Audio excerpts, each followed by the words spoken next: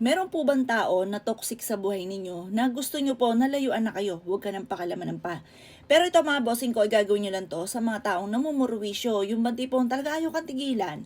Mainam mga bossing ko, gawin nyo po ito. Pero huwag nyo itong gagawin sa taong nananahimik kasi may karma po yan sa inyo mga bossing. Kapag po gagawa ka ng ganito sa taong hindi ka naman inaano.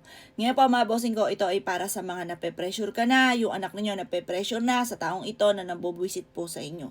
Na talaga namang siya po ay talagang ginagambala ang buhay po ninyo. Kumuha po kayo ng isang malinis na bote na may takip. Yung mga pinag-ano lang ng palaman na itatapon nyo na, imbis po itapon, gawin nyo po ito.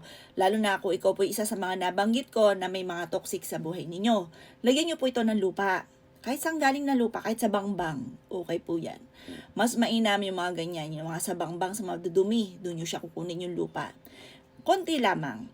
At pagkatapos mga bossing ka, alimbawa ikaw po ay namalengke, yung balat ng manok, ito po ay tinatapon nyo na mga bossing. Ito po, kumuha ka ng balat ng manok, ilagay nyo po siya dyan. Ilista ang mga materyales, sundan nyo po ako ha. Isulat ang pangalan, tunay na pangalan at ipilido ng tao na bubwisit sa inyo. Or kaya po kung hindi nyo siya kilala, sabihin nyo yung tao na bubwisit sa akin, layuan na ako. Ganon mga bossing. Pagtapos, mula sa puso ang pagwiwish. Ilagay nyo po yung sinulat ninyong pangalan sa bote. O, di may tatlo na tayo. Lupa, yung pinagbalatan ng manok. At ganoon din po mga bossing ko ang pangalan na nambubwisit sa inyo.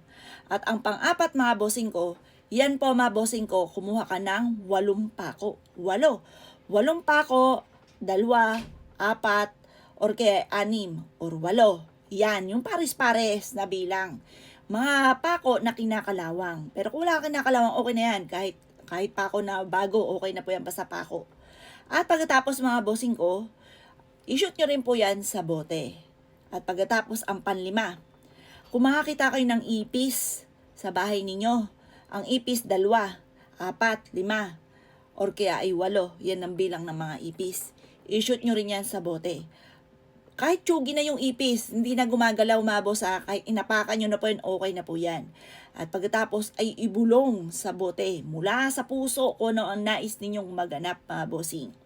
Sabi nyo, layuan na kayo, ang inyong po pamilya, layuan na dahil namumurwisyo siya sa inyo. I-wish nyo na lahat. At pagkatapos, takluban. Iwanan nyo po ito sa abandonado na lugar, malalayong lugar, kagubatan. Itapon sa malayo mga bossing. Ang dulot po niyan mga bossing ko yung proteksyon sa lahat ng miyembro ng pamilya, lalo na sa tao na nambubwisit sa inyo mga bossing. Gawin niyo po ito Tuesday or Friday. Alas 5 ng hapon niyo po ito gagawin.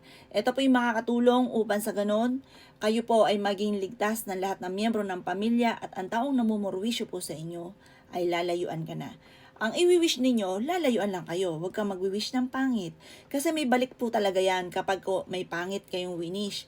Ang i-wish nyo lang, simple lang. Lalayuan ka na, hindi ka na guguluhin pa, hindi ka na bubwisitin pa. Ganon mga bossing ko. O paano mga bossing? Siplak ang bibig. Siplak. Huwag niyong pagaganahin ng kasabihan ng agos ng tubig sa ilog ay kayang pigilan, pero ang bibig natin mahirap. Kaya, siplak po yan mga bossing. Walang kahit sino man ang makakaalam.